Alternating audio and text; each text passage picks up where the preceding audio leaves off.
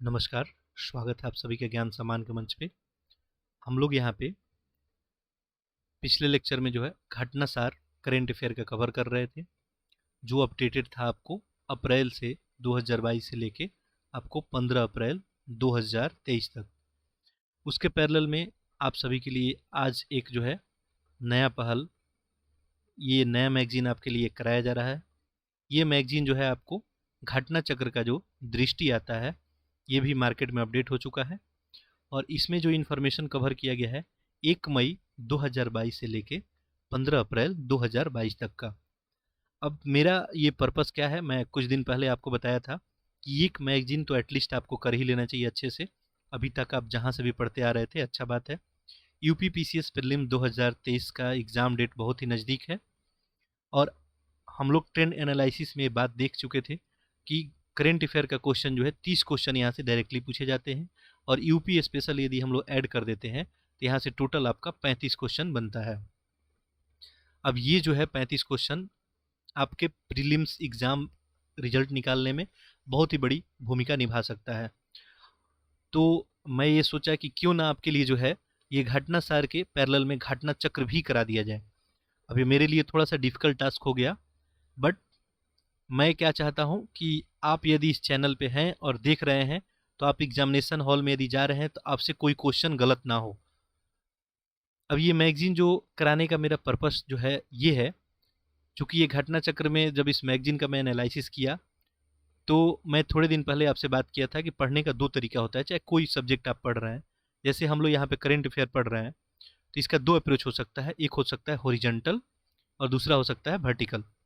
इसके ऊपर ऑलरेडी हम लोग बात किए। जैसे फॉर एग्जांपल एक मैं आपसे बात पूछूं कि आप बताइए कि भारत के जो है प्राइम मिनिस्टर कौन है।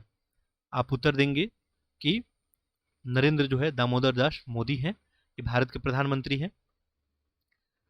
मैं आपसे पूछूं कि बताइए नरेंद्र मोदी के बारे में आप क्या क्या जानते हैं। अब देखिए, ये भारत के प्रधानमंत्री नरेंद्र दामोदर दास मोदी हैं। ये कितने नंबर के प्रधानमंत्री हैं? ठीक है, प्रधानमंत्री जो है मोदी अभी प्रधानमंत्री हैं, तो इनकी क्या क्या शक्तियां हैं, ये प्रधानमंत्री कब बने थे, इनका जो है जन्म कहाँ हुआ, इनके बारे में ओवरऑल पूरा इन्फॉर्मेशन। तो इसी को हम लोग क्या बोलते हैं, वर्टिकल अप्रोच। यानी वर्टिकल अप्रोच में होता क्या है, आप किसी भी तथ्य के बारे में बिल्कुल गहराई से जानते हैं। अब यहाँ से यदि प्रधानमंत्री से रिलेटेड आपसे कोई भी क्वेश्चन पूछ दिया जाए, चाहे वो पॉलिटिकल क्वेश्चन हो या करेंट अफेयर से रिलेटेड क्वेश्चन हो, आप सारे क्वेश्चन का जवाब देने के हालात में अपने आप को महसूस करेंगे यदि आप वर्टिकल अप्रोच रखते हैं। और आजकल जो है एग्जामिनेशन में ऐसे ऐसे क्वेश्चन पूछे जाते हैं। तो घटनासार जो मैगजीन अभी तक हम लोग देख रहे थे, वहाँ पे जो है जनरली जो अपनाया गया है वो आपको हॉरिजॉन्टल अप्रोच अपनाया गया है। बाकी मैगजीन सही है, उसमें कोई डाउट नहीं है। ये लेक्चर आप लोग बिल्कुल देखते रहेंगे, मैं लिंक जो है सारा का यहाँ पे प्रोवाइड कर दूंगा। लेकिन यहाँ पे ये मैगजीन कराने का पर्पस यही है कि यहाँ पे जो है वर्टिकल अप्रोच रख के और न्यूज को कवर किया गया है।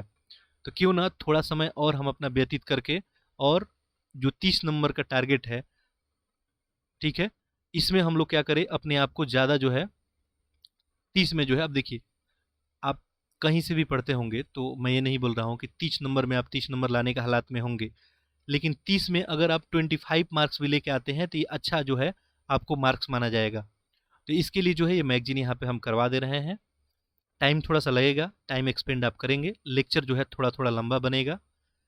लेक्चर जिनको स्लो लगेगा आप लोग कर सकते हैं वीडियो को जो 1.5 या 1.25 या 1.75 या 2, जिस भी आप लेवल पे अपने आप को कंफर्ट जोन में महसूस कर रहे हैं, आप इसको वीडियो को जो है सुन सकते हैं।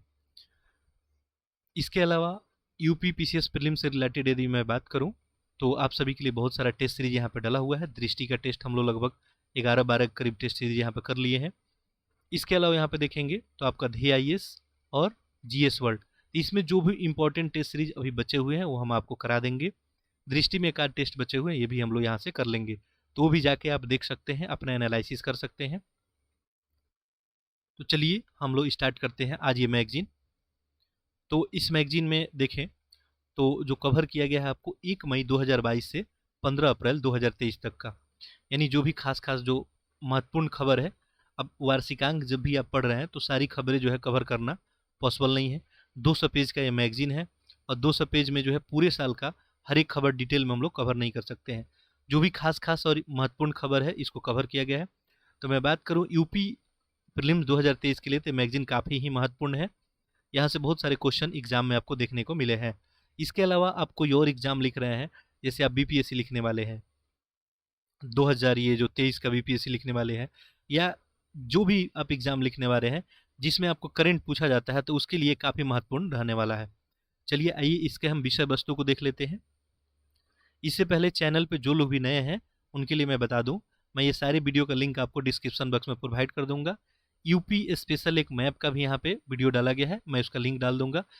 वहाँ से जो है 4 से 5 नंबर आपके वो लेक्चर देखने के बाद आपके पक्के हैं, तो वो लेक्चर आप जरूर जाकर देख लेंगे। यूपी स्पेशल आपका मैप है, और यूपी में कहाँ क्या क्या चीज़ें हैं, अभयारण्य कहाँ सा है, टाइगर रिजर्व कौन कौन सा है यूपी में, ठीक है, कौन से जो है जिला में जो है क्या वहाँ का खास बात है, ये सारा चीज़ वहाँ पे आपको कवर कराया गया है, तो इसे भी ज़रूर आप देख लेंगे। चैनल को जो है अधिक से अधिक लोगों में शेयर करेंगे और चैनल को सब्सक्राइब जरूर कर लेंगे। मैं ऑलरेडी बता चुका हूँ पहले ही कि इस चैनल पे अभी आपके लिए बहुत कुछ होने वाला है। अभी यहाँ पे मैं थोड़े दिन पहले अभी एक आध बात भी आपके लिए रखा था कि बीपीएससी के लिए स्पेशल जो है टारगेटेड बैच यहाँ पे ईपीएफओ बीपीएससी ये जो भी अभी हाल फिलहाल एग्जाम होने वाली है इनको लेके यहाँ पे चलाया जाएगा। साथ साथ आपको एनसीईआरटी का सीरीज भी कराया जाएगा। एनसीईआरटी एग्जाम में बहुत ही महत्वपूर्ण है, एक वीडियो मैं इसके ऊपर बनाया भी हुआ हूँ कि एनसीईआरटी आखिर क्यों महत्वपूर्ण है, ये सारा कुछ यहाँ पे किया जाएगा। तो चैनल को जो है अधिक से अधिक लोगों में शेयर करें, चाहे आप किसी भी एग्जाम के प्रिपरेशन करने वाले जो लोग हैं उनको जरूर शेयर करें और चैनल को सब्सक्राइब भी जरूर कर लें।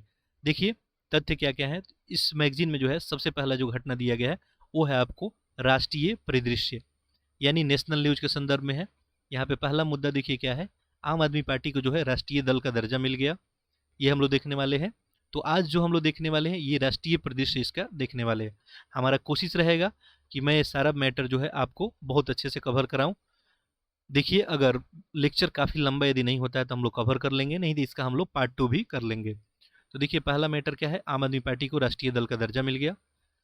अब राष्ट्रीय दल के दर्जा के लिए क्या क्या अहर्ता होता है ये सब चीज़ देखेंगे। दूसरा देखें वाइब्रेंट विलेज प्रोग्राम के बारे में देखेंगे। मेघालय, नागालैंड और त्रिपुरा विधानसभा जो निर्वाचन हुआ, चुनाव हुआ वहाँ पे, इसके बारे में हम लोग देखेंगे। इसके अलावा जो है आपको India justice report 2022, MB Ganga Bilas विश्व का सबसे लंबा जो है नदी क्रूज, केरल उच्च न्यायालय क्षेत्रीय भाषा में निर्णय देने वाला पहला उच्च न्यायालय बन गया, इसके बारे में देखेंगे। निर्वाचन आयुक्त की नियुक्तियां पे उच्चतम न्यायालय का निर्णय। नेक्स्ट मैटर है annual status of education report 2022, और अगला है आपका हुबली जंक्शन विश्व का सबसे लंबा जो है रेल प्लेटफॉर्म बना, और ये हम लोग ऑलरेडी इसमें से बहुत सारे न्यूज़ जो है आपको घटना सार में कवर कर लिए हैं, लेकिन यहाँ पे हम लोग क्या देखेंगे, डेप्थ में देखेंगे एक एक न्यूज़ को।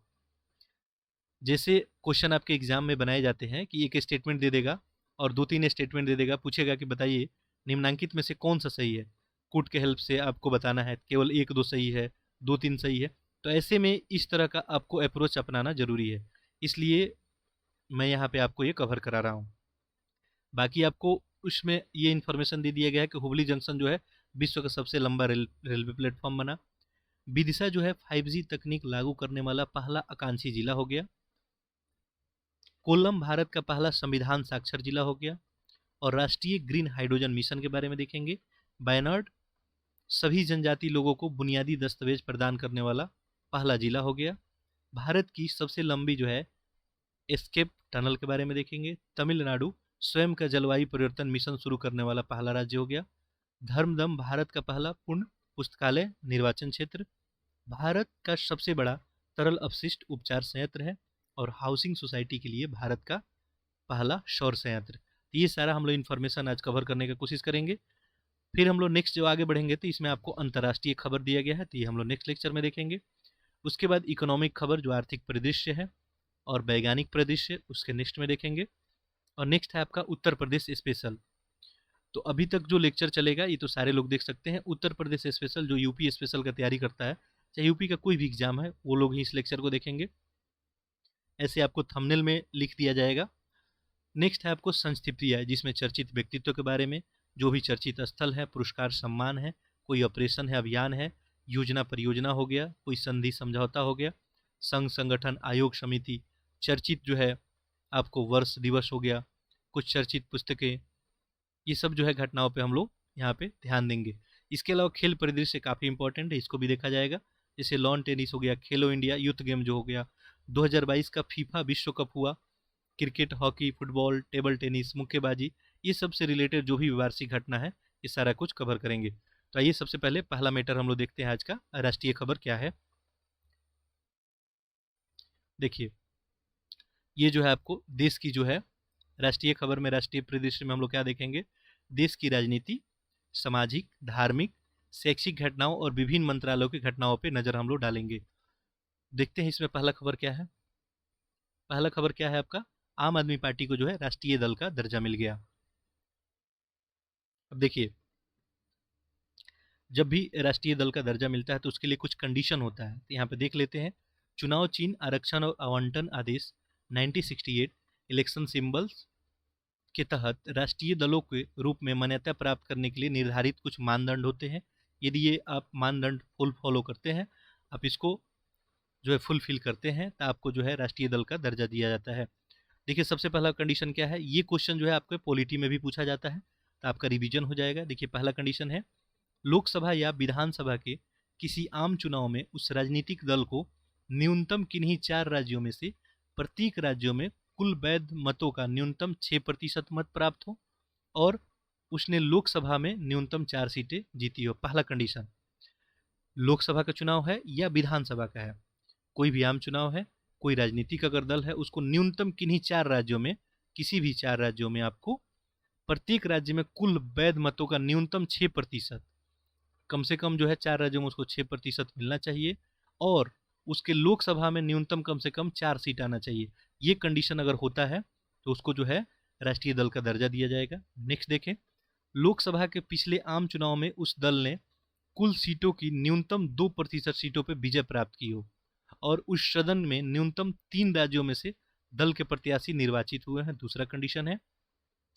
तीसरा देखें, उस राजनीतिक दल का 4 या अधिक राज्यों में राज्य स्तरीय दल के रूप में मान्यता प्राप्त हो। उपयुक्त शर्तों में से किसी एक शर्त को भी पूरा कर लेने पर राजनीतिक दल को राष्ट्रीय दल के रूप में मान्यता दे दिया जाता है। तो जो भी 3 कंडीशन है इसमें कोई एक फुलफिल करेगा तो उसको राष्ट्रीय दल का दर्जा दे दिया जाएगा। तीसरा नंबर देखिए क्या है, कोई राजनीतिक दल है, मान लीजिए 4 या अधिक राज्यों में राज्य स्तरीय जो है दल के रूप में मान्यता प्राप्त है, उसको 4 या उससे अधिक में तभी मिलेगा। एक कंडीशन हम लोग देख रहे थे, बीच वाला कंडीशन क्या है, लोकसभा में जो भी पिछला आम चुनाव हुआ है तो उस दल को कुल सीटों का न्यूनतम 2% मिलना चाहिए। कुल सीटें आपको पता ही हैं भारत में, उसका 2% अगर मिल रहा है और उस सदन में न्यूनतम 3 राज्यों में दल के प्रत्याशी निर्वाचित हुए हैं, तब भी जो है उसको राष्ट्रीय दल का दर्जा दे दिया जाता है। तो ये तो कंडीशन हुआ, स्टैटिक फैक्ट हुआ। आगे बढ़ते हैं, कुछ अस्मरणीय तथ्य है।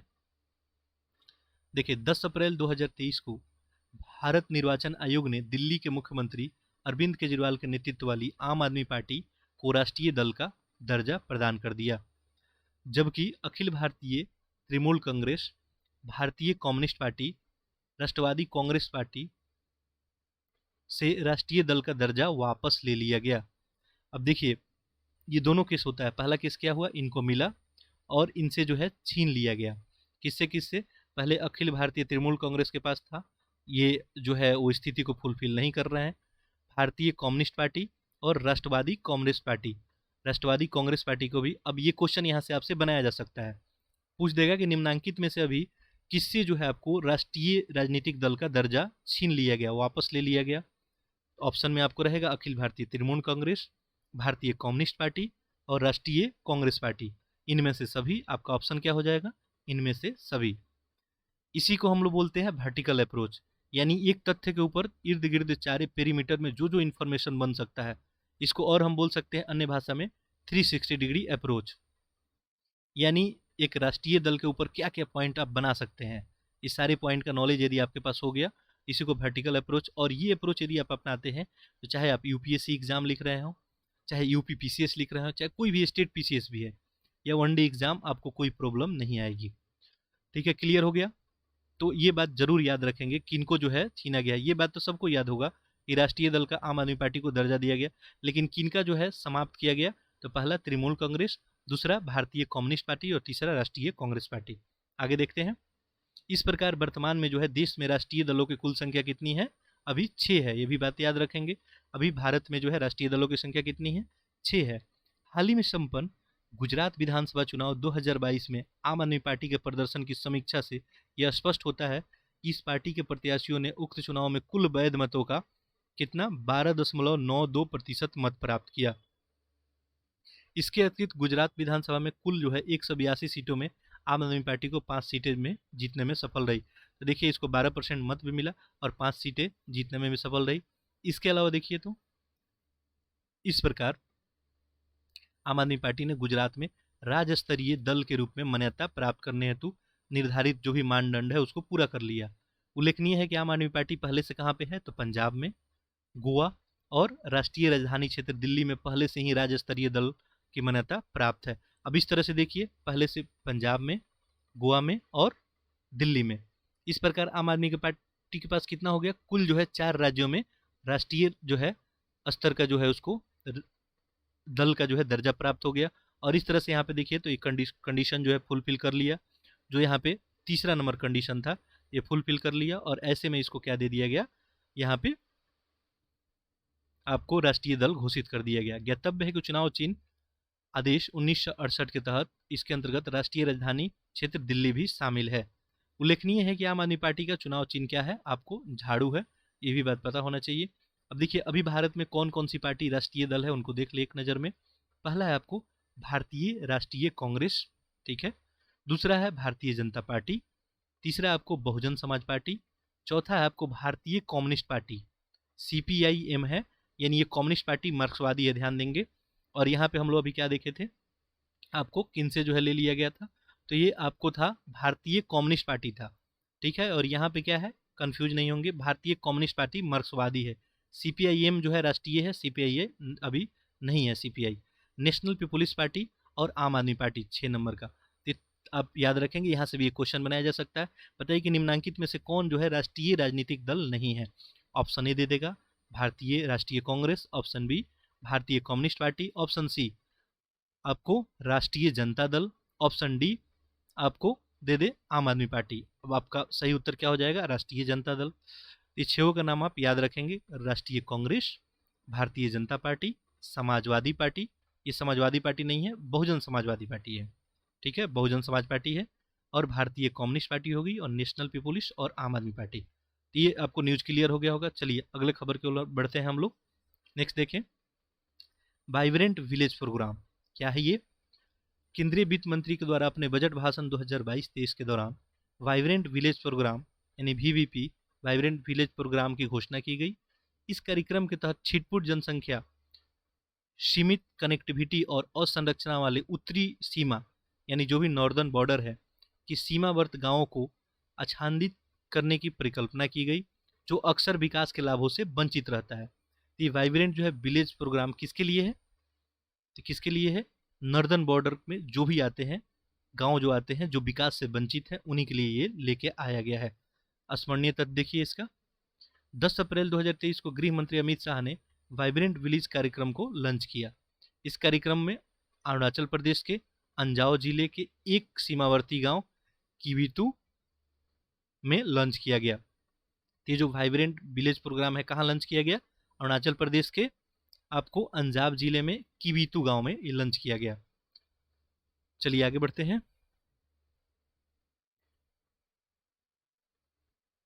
देखिए ये खबर अभी अपना कंप्लीट नहीं हुआ है, वाइब्रेंट विलेज प्रोग्राम। उल्लेखनीय है कि 15 फरवरी 2023 को प्रधानमंत्री नरेंद्र मोदी की अध्यक्षता में केंद्रीय मंत्रिमंडल ने वाइब्रेंट विलेज प्रोग्राम की मंजूरी दी। यह एक केंद्र प्रायोजित योजना है जिसकी मंजूरी वित्त वर्ष 22-23 से 25-26 के लिए प्रदान की गई। अब देखिए यहाँ से क्वेश्चन आपसे पूछा जाए कि आप बताइए कि वाइब्रेंट विलेज प्रोग्राम किसका योजना है, तो आप क्या कहेंगे? केंद्र प्रायोजित योजना है, ठीक है। ये कब से कब के लिए है? वित्त वर्ष 22-23 से 25-26 के लिए। अब ऐसा ही स्टेटमेंट आपसे क्वेश्चन में दे देगा, आपसे सॉल्व नहीं होगा यदि आप डेप्थ में इन्फॉर्मेशन नहीं रखते हैं तो। इस अवधि के लिए इसका वित्तीय आवंटन कितना का है? 4800 करोड़ रुपए का है। तो वाइब्रेंट विलेज प्रोग्राम में कितने का जो है आवंटन किया गया है? 4800 करोड़ रुपए का। इस योजना के तहत जो है 4 राज्य, पहला हो गया हिमाचल प्रदेश, अरुणाचल प्रदेश, सिक्किम और उत्तराखंड तथा संघ शासित प्रदेश लद्दाख के उत्तरी सीमा से सटे 19 जिले के 46 ब्लॉक में 2,967 गांवों के समग्र विकास के लिए शामिल किया गया है। तो इसमें जो है 4 स्टेट हिमाचल, अरुणाचल प्रदेश, सिक्किम और उत्तराखंड को शामिल किया गया है तथा संघ शासित प्रदेश जो लद्दाख है इसमें 19 जिलों, 46 ब्लॉक और 2,967 गांवों को शामिल किया गया है। ये आपको पता है कि गांव के लिए प्रोग्राम है। पहले चरण में प्राथमिकता के आधार पर 662 गांव की पहचान की गई है, जिसमें 455 गांव अरुणाचल प्रदेश में ही स्थित है। तो पहले चरण में जो है यानी स्टार्टिंग में आपको 455 गांव अरुणाचल प्रदेश में। यह कार्यक्रम चिन्हित सीमावर्ती गांवों में लोगों के जीवन स्तर में सुधार करने के लिए जो है ये किया जाएगा। साथ ही उन्हें अपने मूल स्थान पर रहने के लिए प्रोत्साहित करेगा और इससे इन गांवों में लोगों का पलायन को रोकने में मदद मिलेगा और सीमा की सुरक्षा बढ़ाने में भी सहायता प्राप्त होगी। देखिए, सीमावर्ती जो भी इलाका है, यदि वहाँ से लोग यदि पलायन करते हैं तो एरिया का हो जाता है खाली हो जाता है और इस तरह से सीमा भी क्या हो जाता है, असुरक्षित हो जाता है।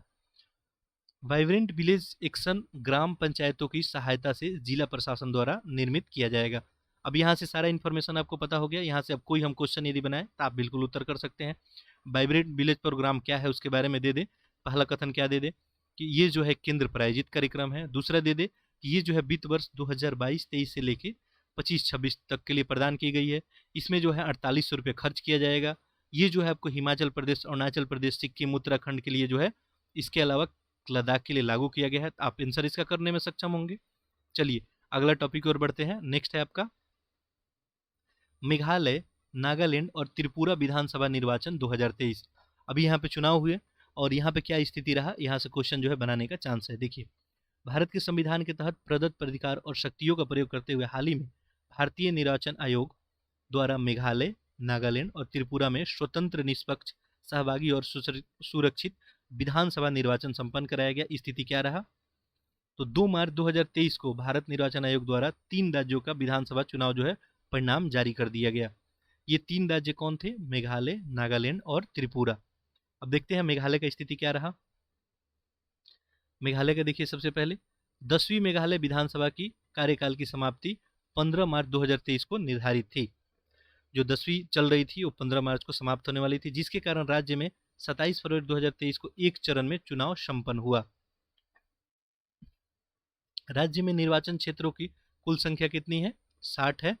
हालांकि मेघालय में केवल 59 निर्वाचन क्षेत्र हेतु चुनाव संपन्न हुए, जबकि सोहियोंग निर्वाचन क्षेत्र का चुनाव स्थगित कर दिया गया।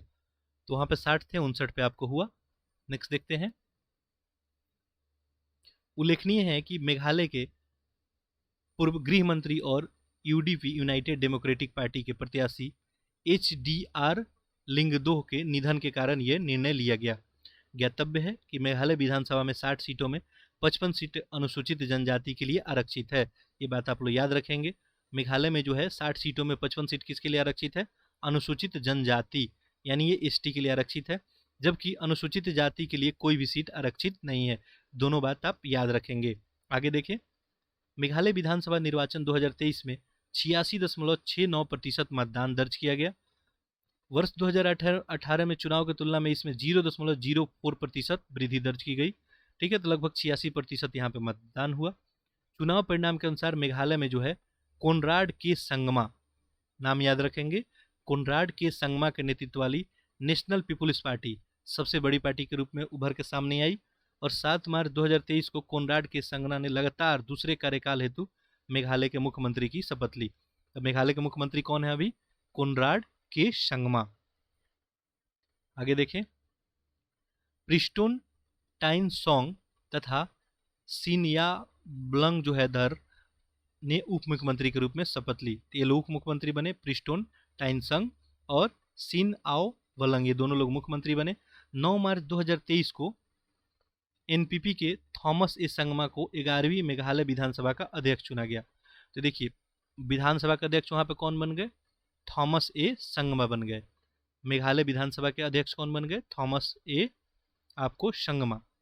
ये प्रमुख चुनाव परिणाम है मेघालय के। ठीक है, ये पार्टियां हैं। ठीक है, देखिए, नेशनल पीपुल्स पार्टी ये 26 सीटें पर विजय हुआ इनका हासिल। टोटल इनको 31.49% मत हुआ। ये बात आप जरूर याद रखेंगे। सबसे बड़ी पार्टी वहाँ की कौन सी है, नेशनल पीपुल्स पार्टी। दूसरे पे देखेंगे तो यूनाइटेड डेमोक्रेटिक पार्टी, इसको 11 सीट मिला। तीसरे पे देखिए भारतीय राष्ट्रीय कांग्रेस है, इसको 5 सीट मिला।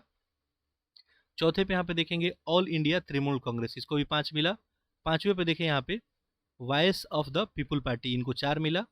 और छठे पे यहाँ पे आपको भारतीय जनता पार्टी, इनको 2 सीट मिला। इधर आपको जो है ये इनको परसेंटेज दिया गया है। ये वहाँ पे सबसे बड़ी पार्टी कौन बनी, नेशनल पीपुल्स पार्टी, दूसरे में यूनाइटेड डेमोक्रेटिक और तीसरे में भारतीय राष्ट्रीय कांग्रेस। ठीक है, अब एग्जामिनर जो है कोई क्वेश्चन यहाँ पे चाहे तो बना सकता है। ठीक है, आपको जो है दे देगा, आप मैच कीजिए, नेशनल पीपुल्स पार्टी को कितना सीट मिला, यूनाइटेड डेमोक्रेटिक को कितना मिला, भारतीय राष्ट्रीय कांग्रेस को कितना मिला। चलिए आगे बढ़ते हैं, नागालैंड की ओर बढ़ते हैं। नागालैंड में जो है, नागालैंड में क्या हुआ, 13वीं नागालैंड विधानसभा का चुनाव हुआ। इसके कार्यकाल जो है 13वीं का समाप्त होने की तिथि 12 मार्च 2023 निर्धारित की गई थी, जिसके कारण 27 फरवरी 2023 को एक चरण में यहाँ भी चुनाव हुआ। राज्य में विधानसभा निर्वाचन क्षेत्र की कुल संख्या 59 सीटों पर अनुसूचित जाति के लिए आरक्षित। ठीक है, यहाँ पे देखें ये बात किसकी हो रही है, अभी नागालैंड की। अभी हम लोग किसकी बात कर रहे थे, मेघालय की। मेघालय में जो देखे थे हम लोग कि टोटल यहाँ भी 60 सीटें थी। ठीक है, और यहाँ पे हम लोग क्या देखे थे, अभी कंफ्यूज बिल्कुल नहीं होना है। देखिए यहाँ पे हम लोग देखे थे कि 60 में 55 सीटें जो है अनुसूचित जनजाति के लिए है। यहाँ पे आप क्या देख पा रहे हैं अभी कि 60 सीटों में जो है आपको 59 सीटें जो है यहाँ पे अनुसूचित जनजाति के लिए है। ठीक है, आरक्षित है, बात ध्यान रखेंगे। आगे बढ़ते हैं। हालांकि नागालैंड में केवल 59 निर्वाचन क्षेत्र हेतु चुनाव संपन्न हुआ, जबकि अंकुलुटो निर्वाचन क्षेत्र में भारतीय जनता पार्टी के प्रत्याशी यहाँ पे ये कीनीमा जो है निर्विरोध ही विजय घोषित किए गए। ठीक है, चलिए ये थोड़ा सा ब्लर दिख रहा है, बाकी आप लोग एडजस्ट कर लेंगे, आगे चल के ये मैगजीन सही है। 2023 में चुनाव में जो है राज्यों में भारतीय जनता पार्टी और उसकी प्रभावशाली क्षेत्रीय सहयोगी नेशनल डेमोक्रेटिक प्रोग्रेसिव पार्टी, ये लोग का प्रभुत्व रहा है। भारतीय जनता पार्टी को 12 सीट मिला और एनडीटीपी यानी नेशनल डेमोक्रेटिक प्रोग्रेसिव पार्टी को 25 सीट मिला। 2023 में चुनाव में नागालैंड के इतिहास में पहली बार कोई महिला विधायक के रूप में निर्वाचित हुई, और ये हम लोग इन्फॉर्मेशन ऑलरेडी देख लिए हैं। ये महिला विधायक कौन कौन बना, हेकानी जखालू, ये उपलब्धि हासिल की, और दीमापुर तृतीय निर्वाचन क्षेत्र में विजय घोषित की गई। एनडीटीपी की एक अन्य महिला प्रत्याशी कौन है, शल हौतु उन्हू, इनका भी नाम हम लोग देखे थे मैगजीन में। तो ये दो लोग जो है हेकानी जखालू और सल हौतनुहू क्रूज जो है, ये जो है आपको दोनों महिला विधायक अगली बार चुन के आई। ठीक है, आगे देखिए, आगे देखते हैं। अगर हम लोग 7 मार्च 2023 को एनडीपी के नेता जो नेफ्यू रियो है, ये 5वें कार्यकाल हेतु नागालैंड के मुख्यमंत्री बन गए। तो नागालैंड के मुख्यमंत्री कौन हो गए, नेफी रियो। ठीक है, और साथ साथ यहाँ पे जो है टीआर जेलियांग और यानथुंग पैटर्न यहाँ के उप मुख्यमंत्री हो गए। अब मुख्यमंत्री का नाम आप याद रखेंगे। ठीक है, 14वीं जो नागालैंड विधानसभा के अध्यक्ष हो गए वो कौन हो गए, शेरिंगेन लोंग कुमेर। चलिए आगे बढ़ते हैं। ये चुनाव परिणाम हुआ, नेशनल डेमोक्रेटिक पार्टी को 25 मिला, भारतीय जनता पार्टी को 12 मिला। ठीक है, तीसरा आपका नेशनल जो है नेशनलिस्ट कांग्रेस पार्टी है, नेशनल पीपुल्स है और लोक जनशक्ति पार्टी है, रामविलास पासवान अली और नागा पीपुल्स पार्टी है, इनको भी 2-2 सीट यहाँ पे मिला है। चलिए नेक्स्ट और आखिरी जो देख लेते हैं, त्रिपुरा। त्रिपुरा में 12वीं त्रिपुरा विधानसभा का कार्यकाल 22 मार्च 2023 को निर्धारित की गई थी। अब देख लेते हैं त्रिपुरा का क्या स्थिति रहा। इसमें देखेंगे तो 16 फरवरी 2023 को यहाँ पे चुनाव संपन्न हो गया। त्रिपुरा विधानसभा में देखेंगे तो यहाँ भी 60 ही है। इसमें 10 सीट जो है अनुसूचित जाति और 20 सीट अनुसूचित जनजाति के लिए आरक्षित है। ठीक है, बात को ध्यान रखेंगे। त्रिपुरा में जो है भारतीय जनता पार्टी और उसकी सहयोगी जो है independence people's front of Tripura तो कुल जो है 33 सीटें जीतने में सफल रहा और ये लोग ही सरकार बनाएंगे। और भाजपा के जो नेता हैं मानिक शाह, ये दूसरे कार्यकाल के लिए त्रिपुरा के मुख्यमंत्री बन गए। ठीक है, याद रखेंगे। भाजपा के जो है विधायक हैं विश्वबंधु सिंह, त्रिपुरा विधानसभा के अध्यक्ष हो गए। ये आपको चुनाव परिणाम रहा। भारतीय जनता पार्टी को जो है 32 सीट यहाँ पे मिला, और यहाँ पे टिपरा जो है मोठा पार्टी, इनको आप यहाँ पे 13 मिला। कम्युनिस्ट पार्टी को जो है ऑफ इंडिया को 11 मिला, भारतीय राष्ट्रीय कांग्रेस को 1, और indigenous people's front of Tripura को 1 सीट मिला। चलिए, तो ये हो गया आपका 3 स्टेट का चुनाव, एक बार इसको ध्यान में रखेंगे आप लोग। ठीक है, आगे बढ़ते हैं। इंडिया जस्टिस रिपोर्ट 2022 के बारे में देखते हैं क्या है। देखिए,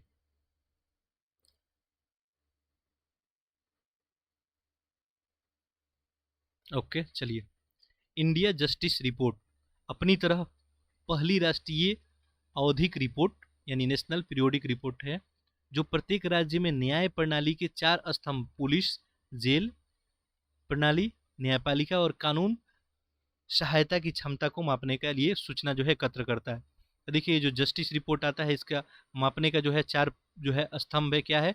पहला, वहाँ का पुलिस व्यवस्था कैसा है, जेल प्रणाली कैसा है, न्यायपालिका कैसा है और कानून सहायता क्षमता कैसा है। इसी के आधार पर ये जस्टिस रिपोर्ट जो है काम करता है। ये 4 अप्रैल 2023 को इंडिया जस्टिस रिपोर्ट 2022 जारी किया गया और इस रिपोर्ट का ये तीसरा संस्करण था। इसे जो है Daksh Commonwealth human rights initiative, common cause centre for social justice, Vidhi centre for legal policy और TISS प्रयास के द्वारा संयुक्त रूप से तैयार किया गया। ये लोग इसमें शामिल थे। ठीक है, इस रिपोर्ट को जारी करने में 4 तथ्य भी याद रखेंगे, किस किस तथ्य पे रिपोर्ट बनाया जाता है। आगे देखें, ये रिपोर्ट का प्रथम संस्करण कब आया था? 2019 में आया था। इस रिपोर्ट के अंतर्गत भारतीय राज्यों में न्याय तक पहुंच की उसकी क्षमता के अनुसार रैंक जो है प्रदान की जाती है।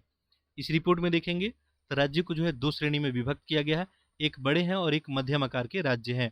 इन राज्यों में देखेंगे तो पहले जो है बड़े और मध्यम आकार के हैं और दूसरे कौन है? छोटे राज्य। ये दोनों का रिपोर्ट अलग अलग निकाला जाता है। इन राज्यों में 1 से 2 संकेतक के आधार पर श्रेष्ठ यानी बेस्ट, मध्यम और खराब श्रेणी में आपको विभाजित किया जाता है। तो ये इसका रैंकिंग का है। ये जो इंडिया जस्टिस रिपोर्ट 2022 के बड़े राज्यों के रैंकिंग में कर्नाटक 6.38 अंक के साथ भारत का सर्वश्रेष्ठ राज्य रहा। ये हम लोग इन्फॉर्मेशन ऑलरेडी कवर किए हैं। कर्नाटक जो है इंडिया जस्टिस रिपोर्ट में नंबर 1 रहा। ठीक है, कितना इसको अंक मिला है? 6.38, जबकि 3.78 अंक के साथ बड़े राज्यों में उत्तर प्रदेश अंतिम पायदान पे 18वीं रैंक पे रहा। तो बड़े राज्यों में नंबर 1 पे कौन रहा? कर्नाटक। सबसे अंतिम पायदान पे कौन रहा? आपका उत्तर प्रदेश। उत्तर प्रदेश को कितना अंक मिला? 3.78। आगे देखें, छोटे राज्यों की अगर बात करें तो सिक्किम को जो है 5.01 अंक के साथ जो है श्रेष्ठ राज्य इसको बताया गया। तो छोटे राज्य में जो है सिक्किम 1 नंबर पर हो गया, जबकि गोवा 3.42 अंक के साथ अंतिम जो है 7वें पायदान पे रहा।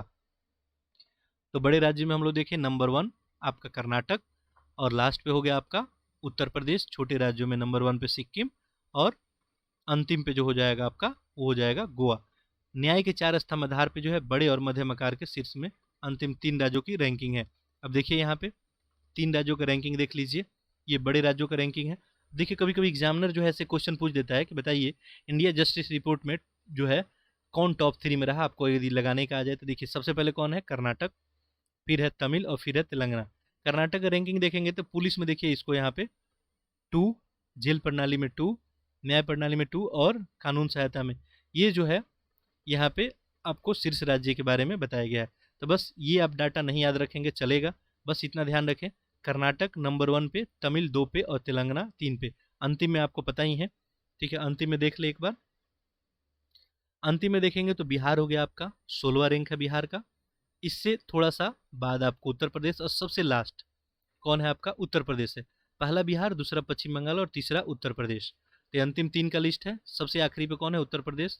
इससे कम पश्चिम बंगाल और इससे कम आपको बिहार, कर्नाटक, तमिल और तेलंगाना। आगे देखते हैं, विभिन्न स्तंभों में उत्तर प्रदेश का रैंक दिया गया है। क्योंकि यूपीपीसीएस एग्जाम अभी नज़दीक होने वाला है तो यहाँ पे देख सकते हैं आप। ठीक है, पुलिस में जो है इसको 15 रैंक है। पुलिसिंग में देखेंगे तो 4.37 अंक मिला है। जेल में 17, न्यायपालिका में 15 और कानूनी सहायता में 18। तो ओवरऑल मिला के इसका रैंक जो है 18 है। ठीक है, इस बात को आप ध्यान रखेंगे। चलिए आगे बढ़ते हैं। अगला इंफॉर्मेशन है आपके लिए, MV गंगा बिलास विश्व का सबसे लंबा नदी क्रूज। देख लेते हैं क्या है। देखिए हम लोग किसके बारे में बात करने वाले हैं? MV गंगा बिलास।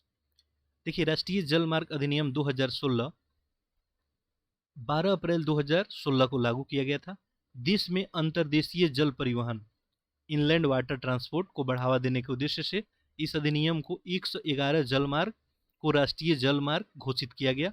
देश में 24 राज्यों के विस्तृत इन राष्ट्रीय जल मार्गों की कुल लंबाई 20,275 किलोमीटर है। इन जल मार्गों से जल यातायात में वृद्धि तथा देश के आंतरिक भागों में पर्यटन को गंभीर समस्याएं विद्यमान है। MV गंगा बिलास इस क्रम में एक महत्वपूर्ण प्रयास है। देखिए जैसे आपका देखते हैं कि रोड के लिए क्या होता है, एक एनएच होता है, नेशनल हाईवे होता है, ठीक है। वैसे ही वाटर के लिए भी आपको क्या होता है, वाटर ट्रांसपोर्ट के लिए भी आपको यहाँ पे नेशनल वाटर वे होता है, ठीक है, NW होता है। और इसमें जो है बताया गया है आपको अभी कि 111 जल मार्ग हैं वर्तमान में, 5 और 106 नए हो गए। तो राष्ट्रीय जल मार्ग जो है घोषित किया गया है, जिसमें जो है दिया गया है 24 राज्यों में विस्तृत है। और कुल लंबाई कितना है राष्ट्रीय जल मार्ग का, 20,275 किलोमीटर। आगे देखें स्मरणीय तथ्य से रिलेटेड। 13 जनवरी 2023 को प्रधानमंत्री नरेंद्र मोदी ने वीडियो कॉन्फ्रेंसिंग के माध्यम से विश्व के सबसे लंबे नदी क्रूज MV गंगा विलास को वाराणसी से हरी झंडी दिखाकर रवाना किया। ये जो है सबसे दुनिया का सबसे लंबा जो है क्रूज है, ध्यान रखेंगे। यह यात्रा 28 फरवरी 2023 से असम के डिब्रूगढ़ जिले के बोगीबील में जाकर पूर्ण होगी। तो देखिए ये जो है आपको कहाँ से यात्रा निकल रहा है, आपका वाराणसी से कहाँ तक जाएगा, असम के डिब्रूगढ़ तक। ये लगभग जो है 3200 किलोमीटर का यात्रा ये रहेगा टोटल, जिसमें भारत के साथ बांग्लादेश के भी कुछ क्षेत्र में यात्रा शामिल है। ध्यातव्य है कि MV गंगा विलास क्रूज यात्रा राष्ट्रीय जल मार्ग संख्या 1 हल्दिया से प्रयागराज तथा राष्ट्रीय जल मार्ग 2 डुबरी से सदिया से होकर गुजरेगी, ठीक है। तो जैसे NH1 होता है NH2 ऐसे जलमार्ग भी है ये। राष्ट्रीय जलमार्ग 1 गंगा भागीरथी हुगली नदी प्रणाली से निर्मित है, ठीक है। तो गंगा भागीरथी में आपको राष्ट्रीय जलमार्ग 1 है, जबकि जलमार्ग 2 जो है ब्रह्मपुत्र नदी पे आपको निर्मित है। ये सब बात आप ध्यान रखेंगे। साथ ही बताया कि क्रूज यात्रा जो है कोलकाता के दुबरी तक जो है इंडो बंगला प्रोटोकॉल मार्ग से होकर गुजरेगी। ये सब इन्फॉर्मेशन आप चाहे तो इग्नोर कर सकते हैं, ठीक है। बाकी बस मोटा मोटा बात याद रखें।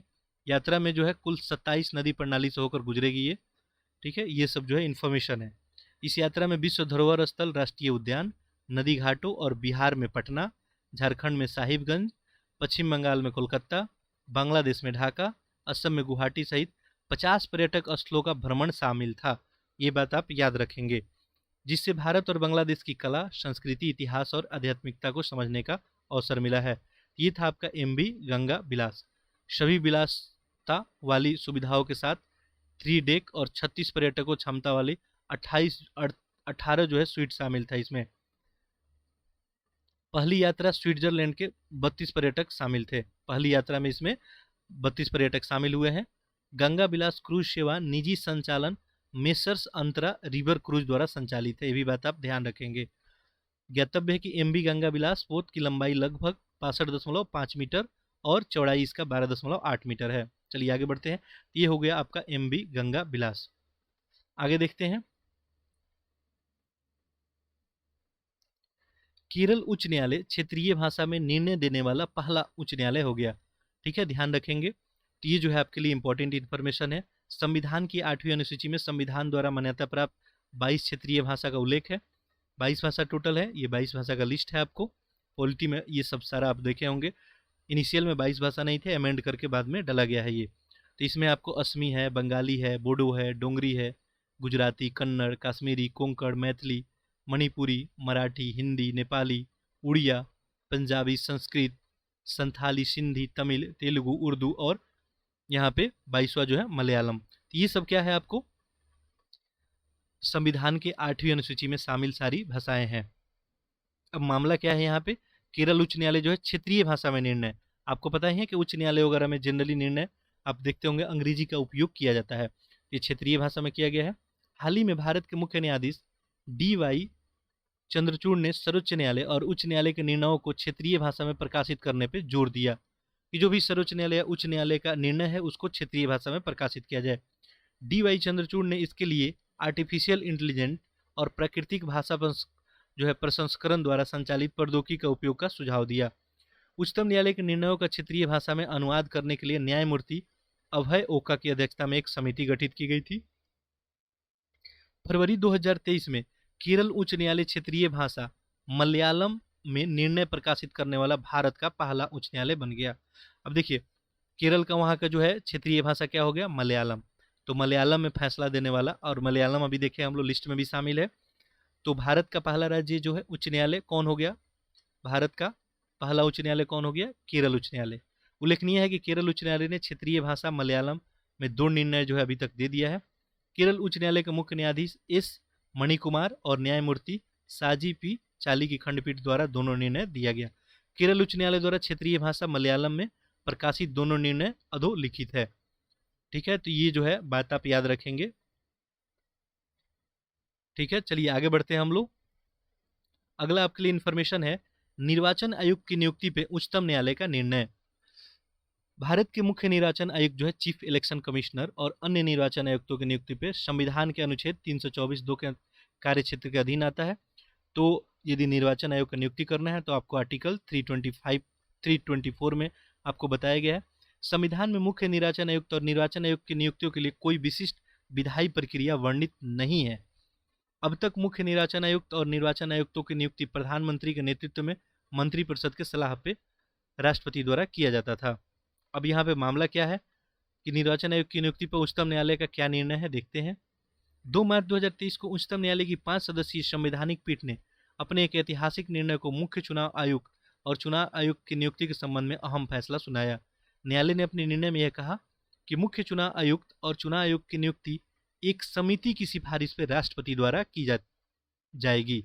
अब जो है ये नियुक्ति कैसे की जाएगी, मुख्य चुनाव आयुक्त और चुनाव आयुक्त की एक समिति की सिफारिश पे राष्ट्रीय जो है राष्ट्रपति के द्वारा की जाएगी। एक समिति बनेगी और वही समिति क्या करेगी, निर्णय लेगी। मुख्य चुनाव आयुक्त एक अन्य चुनाव आयुक्त की नियुक्ति 3 सदस्यीय उच्च स्तरीय समिति की सिफारिश पे राष्ट्रपति द्वारा की जाएगी, जिसमें प्रधानमंत्री, लोकसभा के विपक्ष नेता और भारत के मुख्य न्यायाधीश शामिल होंगे। तो ये प्रोसीजर है अब आपको मुख्य चुनाव आयुक्त और अन्य जो भी नियुक्त होते हैं उनके लिए। लोकसभा में विपक्ष के नेता उपलब्ध न होने पे सबसे अधिक जनप्रतिनिधि वाला विपक्ष दल का नेता इसमें शामिल होगा। जब तक संसद संविधान के अनुच्छेद 324(2) के अधीन कोई विधि नहीं बना लेती है तब तक उपयुक्त दिशा निर्देश प्रभावी रहेगा। यानी ये जो बातें लिखी गई है, जब तक कोई विधि नहीं बना लिया जाता है ऐसे ही क्या होगा, चुनाव होगा। ठीक है, तो क्लियर हो गया होगा चुनाव कैसे होगा। ठीक है, एक समिति बनाई जाएगी और उस समिति जो है समिति की सिफारिश पर राष्ट्रपति द्वारा किया जाएगा और इसमें 3 जो है सदस्यीय उच्च स्तरीय समिति होगी। पहला प्रधानमंत्री, ठीक है, दूसरा लोकसभा के विपक्ष नेता और भारत के मुख्य न्यायाधीश इसमें शामिल होंगे। चलिए इतना बात आप ध्यान रखेंगे। 5 सदस्यीय संविधान पीठ की अध्यक्षता न्यायमूर्ति KM जोसेफ ने की। चलिए आगे बढ़ते हैं, तो इतना बात आप ध्यान रखेंगे, आपका जो है यहाँ से क्वेश्चन जो भी होगा आपका सॉल्व हो जाएगा। चलिए अगला मैटर देखते हैं। अगला मैटर है आपको annual status of education report 2022 जारी हुआ। ठीक है, इस रिपोर्ट में जो है गैर सरकारी शिक्षण संगठन है प्रथम द्वारा जारी किया गया। ठीक है, तो ये जो है annual status of education report किसके द्वारा जारी किया गया, प्रथम के द्वारा। ठीक है, गैर सरकारी एक शिक्षण संस्थान है, इसी के द्वारा जारी किया गया। भारत में लगभग सभी ग्रामीण जिलों में वर्ष 2005 से यह सर्वेक्षण संचालित किया जाता है। इसके माध्यम से यह जांच की जाती है कि ग्रामीण भारत के कितने बच्चे स्कूल जा रहे हैं और कितने बच्चे आसान पाठ पढ़ पाने में बुनियादी गणित को सक्षम है। ये जो है आपको रिपोर्ट क्या करता है, ये देखता है आपको कि गांव में जो है भारत में कितने बच्चे स्कूल जा रहे हैं और कितने बच्चे जो है सक्षम है आसान पाठ पढ़ने में, बुनियादी जो गणित समझने में। स्मरणीय तथ्य देखते हैं। 18 जनवरी 2023 को annual status of education report जो है 2022 जारी किया गया। रिपोर्ट में ग्रामीण भारत के 3 से 16 वर्ष के आयु के बच्चों को जो है नामांकन की स्थिति दर्ज की गई। इसके साथ साथ इस रिपोर्ट में 5 से 16 वर्ष आयु के बच्चों को पढ़ने और गणित करने की बुनियादी क्षमताओं पर केंद्रित किया गया। असर जो है ये 2022 में भारत के 616 जिलों के कुल 19,060 गाँवों में शामिल किया गया। ये जो रिपोर्ट के लिए 16 जिला और 19,060 गाँव को शामिल किया गया। इसको एक नज़र में इस सब बातों को ध्यान रखेंगे, पूछने का चांस अधिक नहीं है। 6 से 14 वर्ष आयु के वर्ग के बच्चे हेतु नामांकन दर जो है विगत 15 वर्षों में 95% ऊपर रहा है। इस आंकड़ा में 2018 में जो है 97.2% से बढ़कर 2022 में 98.4% हो गया है। ये रिपोर्ट है इसका। नेक्स्ट देखें, 2022 में 11 से 14 वर्ष के आयु वर्ग के स्कूलों में अनामांकित लड़कियों का आंकड़ा गिरकर 2% हो गया है। गौरतलब है कि आंकड़ा जो है उत्तर प्रदेश में 4% है। इसके 2022 में देखेंगे तो 15 से 16 वर्ष की आयु के 7.9% लड़कियां अनामांकित है, जबकि 2018 में जो है ये 13.5% नामांकित है। ये सब इन्फॉर्मेशन आपके लिए जरूरी नहीं है। ठीक है, अब देखिए मुख्य मुद्दा यहाँ पे जो है सिर्फ 3 राज्यों में 15 से 16 वर्ष की आयु के अनामांकित लड़कियों का अनुपात 10% से अधिक है। जो कौन कौन सा है? मध्य प्रदेश, उत्तर प्रदेश और छत्तीसगढ़। इसको बस आप यहाँ पे ध्यान रखेंगे। चलिए अगला इन्फॉर्मेशन देखते हैं। अभी सब इन्फॉर्मेशन का डिटेल जो है आपसे नहीं पूछा जाएगा। हुबली जंक्शन विश्व का सबसे बड़ा रेल जो है प्लेटफॉर्म बन गया। ठीक है, हम लोग देखे थे। श्री सिद्धारूढ़ स्वामी जी हुबली जंक्शन, समांतर जो है इसे एस हुबली जंक्शन के नाम से जाना जाता है। ये 2015 में हुबली जंक्शन के नाम बदलकर और इसका हुबली जंक्शन कर दिया गया था। पुनः सितंबर 2020 में इसका नाम बदल कर क्या कर दिया गया? एस हुबली जंक्शन कर दिया गया। ये रेलवे स्टेशन आपको दक्षिणी पश्चिमी रेलवे के हुबली रेलवे मंडल में आता है, जो हुबली धारवाड़ कर्नाटक में स्थित है। याद रखेंगे हुबली कहाँ स्थित है?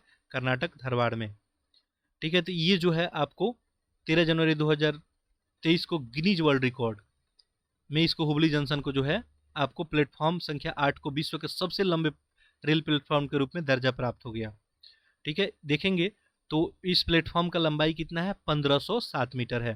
ठीक है, इससे पहले ये किसके पास था? तो उत्तर प्रदेश के गोरखपुर जिले में जो है यहाँ पे देखेंगे तो 1366 मीटर रेलवे प्लेटफॉर्म का लंबाई था और ये सबसे जो है नंबर 1 पे था। अब कौन सा हो गया आपका?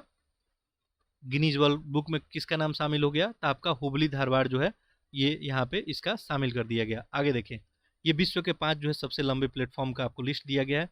तो पहला में तो अभी हम लोग पढ़े ही कि हुबली जंक्शन हो गया 1507, दूसरा में अभी गोरखपुरी है, तीसरा में देखेंगे तो आपका कोल्लम जंक्शन जो है केरल का हो गया, चौथा में खड़गपुर हो गया, यही भारत में पहले नंबर 1 था। स्ट्रेट ईस्ट सबवे ये शिकागो अमेरिका का है, ये 5वें पे है। यानी टॉप 4 में देखेंगे तो भारत में ही रेलवे जंक्शन का ये टोटल जो है यहाँ पे देखेंगे प्लेटफॉर्म की लंबाई है। ठीक है, याद रखेंगे। चलिए आगे बढ़ते हैं। अगला है विदिशा 5G तकनीक लागू करने वाला पहला आकांक्षी जिला हो गया।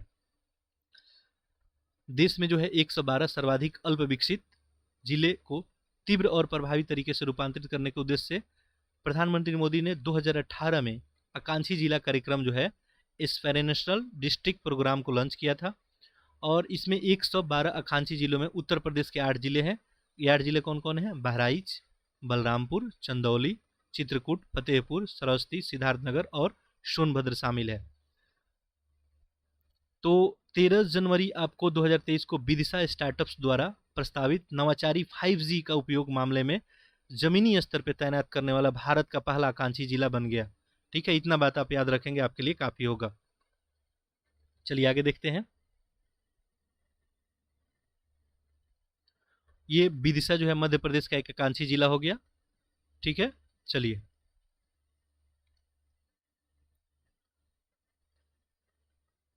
जो आपका काम के लिए इंफॉर्मेशन हो सकता है मैं बताऊंगा। कोल्लम भारत का पहला संविधान साक्षर जिला, याद रखेंगे भारत का पहला जो है संविधान साक्षर जिला कौन हो गया? कोल्लम। ध्यान देंगे, भारत के संविधान लागू होने के 70 वर्ष से अधिक समय बाद भी अधिकतर नागरिक इसके मूल्य और इसके दस्तावेज में समाहित गहन संकल्पनाओं से परिचित नहीं है। देखिए आपको ये क्लियरिटी आप सभी को पता ही होगा कि भारतीय संविधान के बारे में आज कितने लोगों को पता है। अतः संविधान के संदेश के प्रसार के उद्देश्य से सिविल सोसाइटी संगठन, सरकारी एजेंसियां आदि ने सरल और सहज लोकप्रिय क्रियाकलाप आधारित पहलों को लॉन्च किया ताकि नागरिकों को राष्ट्र निर्माण के योगदान में सक्षम बनाया जा सके। मैक्सिमम लोग को अपने देश में पता ही नहीं है कि उनके संविधान में क्या बातें लिखी गई है, उनका क्या राइट है, ठीक है, क्या अधिकार है उनका, तो ये सब इनको पता ही नहीं है। तो इसी में देखें तो 14 जनवरी 2023 को केरल के जो है कोल्लम को भारत का पहला संविधान साक्षर जिला घोषित किया गया, यानी यहाँ के लोग संविधान के बारे में परिचित हो गए। यह घोषणा केरल के मुख्यमंत्री पिनाराई विजयन द्वारा किया गया। कोल्लम की यह अवधि संविधान साक्षरता अभियान द सिटीज 2022 का परिणाम है। ठीक है, तो ये सब अभियान वगैरह चलते रहता है, बस इतना बात याद रखेंगे। इस अभियान को जो है कोल्लम जिला पंचायत, जिला योजना समिति और केरल स्थानीय प्रशासन संस्थान के द्वारा से शुरू किया गया था। इस अभियान का उद्देश्य ये था कि जिले को संवैधानिक रूप से क्या करना? साक्षर बनाना। चलिए आगे बढ़ते हैं। अगला है आपको राष्ट्रीय ग्रीन हाइड्रोजन मिशन।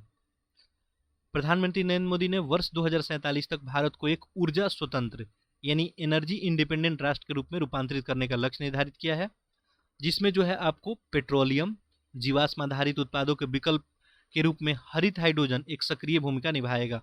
साथ ही भारत ने 2070 तक क्या बात किया है कि शुद्ध हम शून्य उत्सर्जित करेंगे, क्या नेट जीरो कार्बन इमिशन की भी बात की गई है। तो देखते हैं इसके बारे में, यहाँ से क्वेश्चन आपसे डिप्थ में पूछा जा सकता है। 4 जनवरी 2023 को प्रधानमंत्री नरेंद्र मोदी की अध्यक्षता में केंद्रीय मंत्रिमंडल ने राष्ट्रीय ग्रीन हाइड्रोजन मिशन को मंजूरी दी है। ठीक है, ध्यान रखेंगे पहला बात, राष्ट्रीय ग्रीन हाइड्रोजन मिशन को मंजूरी कब दी गई? 4 जनवरी 2023 को। मिशन के लिए प्रारंभिक जो है परिव्यय क्या रखा गया था? 19,744 करोड़ रुपया। नेक्स्ट देखें, मिशन के वर्ष 2030 तक निम्न संभावित परिणाम अपेक्षित किए गए हैं। अब क्या क्या परिणाम हो सकता है? पहला, देश में लगभग जो है 125 गीगावाट की संबंध अक्षय ऊर्जा क्षमता की वृद्धि के साथ प्रति वर्ष कम से कम 5 मिलियन मीट्रिक टन के हरित हाइड्रोजन उत्पादन क्षमता पर विकास। ये टारगेट रखा गया है कि हम लोग 2030 तक क्या करेंगे? कम से कम 125 गीगावाट जो है अक्षय ऊर्जा यानी रिन्यूएबल एनर्जी का जो है कैपेसिटी हम लोग क्या करेंगे? डेवलप कर लेंगे, इतना एनर्जी हम लोग पैदा करेंगे। और प्रति वर्ष कम से कम 5 मिलियन मीट्रिक टन जो है हरित हाइड्रोजन, ये जो है लक्ष्य रखा गया है। 8 करोड़ रुपए से अधिक का कुल निवेश इसमें होगा। 6 लाख से अधिक को लोग को रोजगार मिलेगा। कुल मिलाकर 1 लाख करोड़ रुपए से अधिक जीवाश्म ईंधन का भी आयात में कमी आ जाएगी। वार्षिक ग्रीन हाउस उत्सर्जन में लगभग 50 मिलियन मीट्रिक टन की भी कमी आ जाएगी। तो ग्रीन हाउस गैस जो उत्सर्जन होता है उसमें भी कमी आ जाएगी। अब आपको पता है रिन्यूएबल एनर्जी सोर्स अगर ज़्यादा होता है तो आपको पता है अभी भारत में जो है सबसे अधिक जो है एनर्जी हम लोग कहाँ से प्राप्त करते हैं? तो हम लोग थर्मल पावर प्लांट से प्राप्त करते हैं। थर्मल पावर प्लांट में क्या यूज होता है? जनरली कोयला यूज होता है, कोल यूज होता है। और कोल से क्या होता है? पोल्यूशन होता है, तरह तरह के जो है गैसें निकलती है, प्रदूषण फैलता है। तो यदि कोल पे डिपेंडेंसी अपनी कम हो जाएगी, हम लोग रिन्यूएबल एनर्जी सोर्स पे ज़्यादा हो जाएंगे, तो ऑटोमेटिक जो है हम लोग क्या करेंगे? ग्रीन हाउस गैस का उत्सर्जन भी कम हो जाएगा, प्रदूषण भी कम हो जाएगा। तो राष्ट्रीय हरित हाइड्रोजन मिशन का उद्देश्य जो है ये सब है। देखिए क्या क्या उद्देश्य है। भारत को विश्व के ग्रीन हाइड्रोजन के अग्रणी उत्पादन में शामिल करना है। ये है आयातित जीवाश्म ईंधन पर निर्भरता को कमी करना है, स्वदेशी विनिर्माण क्षमता को विकास करना है, रोजगार एवं आर्थिक विकास का अवसर पैदा करना है। ये सब बात याद रखेंगे आप। चलिए आगे बढ़ते हैं।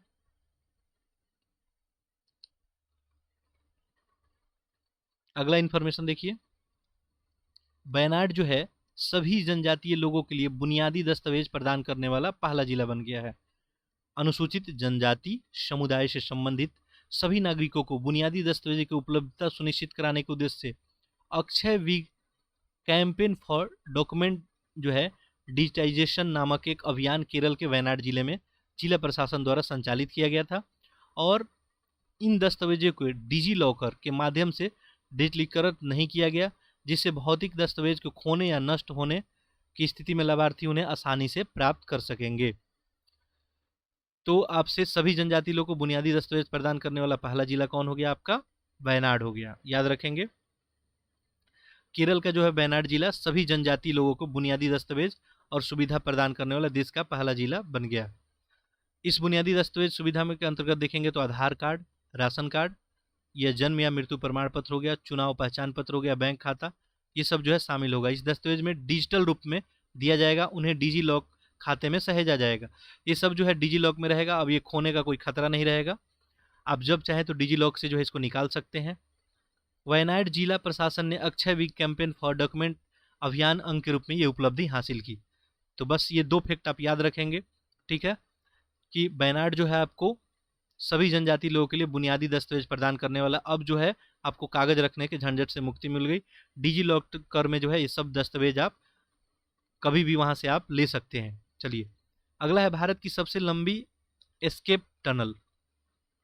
देखिए जम्मू और कश्मीर को एक वैकल्पिक और विश्वसनीय परिवहन प्रणाली उपलब्ध कराने के उद्देश्य से भारत सरकार ने उधमपुर से बारामूला तक 272 किलोमीटर लंबी रेलवे लाइन निर्माण में योजना तैयार कर ली है। यह रेलवे लाइन कश्मीर घाटी के शेष भारत से जोड़ती है।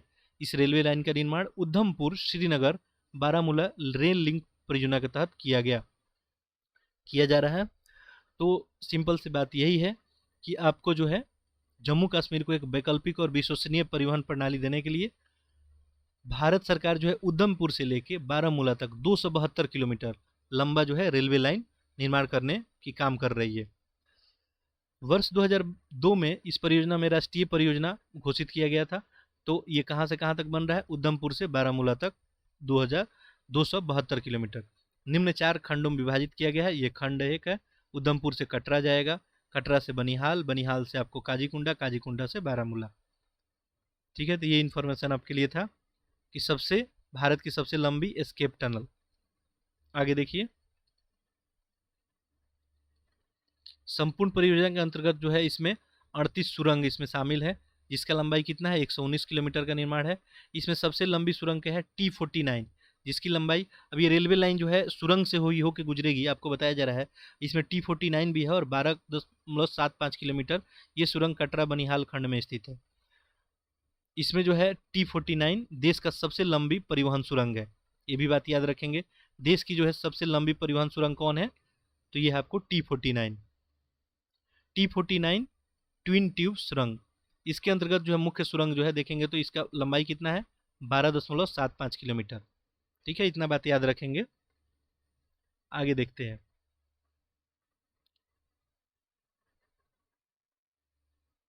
अगला है आपको तमिलनाडु स्वयं का जलवायु परिवर्तन मिशन शुरू करने वाला पहला राज्य। ठीक है, तो तमिलनाडु जो हो गया स्वयं का आपको जलवायु परिवर्तन मिशन शुरू करने वाला पहला राज्य हो गया।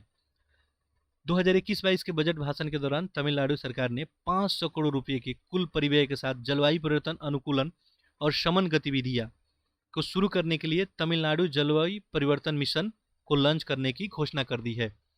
ठीक है, तो बात याद रखेंगे, तमिलनाडु जो है स्वयं का जलवायु परिवर्तन मिशन शुरू करने वाला पहला राज्य बन गया। इसके अनुसरण से राज्य सरकार के 3 प्रमुख mission, green Tamil Nadu mission, Tamil Nadu आर्द्रभूमि मिशन और तमिलनाडु जलवायु परिवर्तन मिशन को लागू करने के उद्देश्य से तमिलनाडु ग्रीन क्लाइमेट कंपनी की स्थापना की गई है। तो इतना इन्फॉर्मेशन याद रखेंगे, यहाँ से जो डेप्थ में कोई आपसे क्वेश्चन नहीं पूछा जाएगा। चलिए अगली खबर की ओर बढ़ते हैं। इसमें देखिए कुछ स्मरणीय तथ्य आपको दिए हुए हैं। तमिलनाडु जो है स्वयं का जलवायु परिवर्तन मिशन शुरू करने वाला देश का पहला राज्य हो गया। इस मिशन को शुरू करने की घोषणा राज्य के मुख्यमंत्री M.K. स्टालिन के द्वारा तमिलनाडु क्लाइमेट समिट के दौरान की गई। तमिलनाडु क्लाइमेट समिट का आयोजन 8 से 9 दिसंबर 2022 को किया गया था। जलवायु परिवर्तन पे राष्ट्रीय मिशन था ये। ठीक है, ये सब दिया है। 30 जून 2008 को भारत सरकार ने जलवायु परिवर्तन पे राष्ट्रीय कार्य योजना NAPCC national action plan for climate change को लॉन्च किया था। तो ये जो है लॉन्च किया गया था आपको किसके द्वारा, भारत सरकार के द्वारा, जिसमें जलवायु परिवर्तन के 8 राष्ट्रीय मिशन को शामिल किया गया था।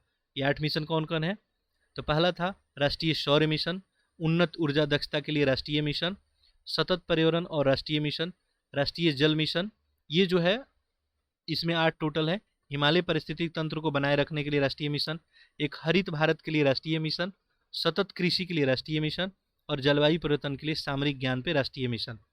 ठीक है, तो ओवरऑल जो है बात अगर देखा जाए यहाँ पे, तो जलवायु परिवर्तन जो है आपको पता ही है कि कैसे जो है स्पीड में अभी जलवायु परिवर्तन हो रहा है, तो ये ना हो इसके लिए जो है ये सब यहाँ पे बातें जो है की जा रही है।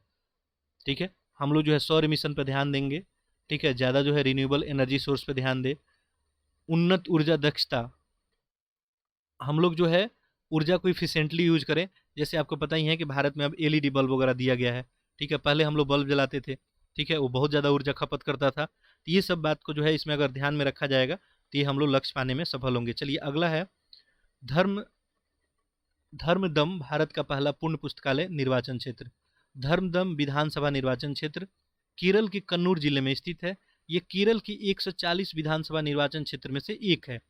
केरल विधानसभा जो है चुनाव 2021 में यहाँ से मार्क्सवादी कम्युनिस्ट पार्टी के पिन्नाराई विजयन विधायक के रूप में निर्वाचित हुए थे। तो धर्मदम भारत का जो है पहला पूर्ण पुस्तकालय निर्वाचन क्षेत्र। धर्मदम जो है विधानसभा निर्वाचन क्षेत्र हो गया, ये केरल के कहाँ है, कन्नूर जिले में स्थित है। ठीक है, और 140 विधानसभा निर्वाचन क्षेत्र में एक है। ठीक है, आगे देखें स्मरणीय तथ्य क्या है इससे, केरल के धर्मदम भारत का पहला पूर्ण पुस्तकालय निर्वाचन क्षेत्र हो गया। फर्स्ट टोटल जो है आपको लाइब्रेरी वाला कॉन्स्टिट्यूंसी बन गया ये। देखिए, तो देश का पहला विधानसभा निर्वाचन क्षेत्र हो गया जिसके प्रत्येक स्थानीय निकाय वार्ड में क्या है, पुस्तकालय है। ठीक है, तो देश का पहला विधानसभा जिसके प्रत्येक स्थानीय निकाय में क्या है, पुस्तकालय है, याद रखेंगे। उल्लेखनीय है कि इस निर्वाचन क्षेत्र में कुल 138 वार्ड में 63 वार्ड में कोई पुस्तकालय नहीं था पहले। ठीक है, अब यहाँ पे हो गया है। हालांकि एक जन संगठन people's mission for social development की सहायता से 53 वार्डों में पुस्तकालय स्थापित करने का काम पूर्ण हो गया। और इस तरह से ये इन्फॉर्मेशन आप याद रखेंगे। विश्व का पहला पाम लीफ पांडुलिपि संग्रहालय।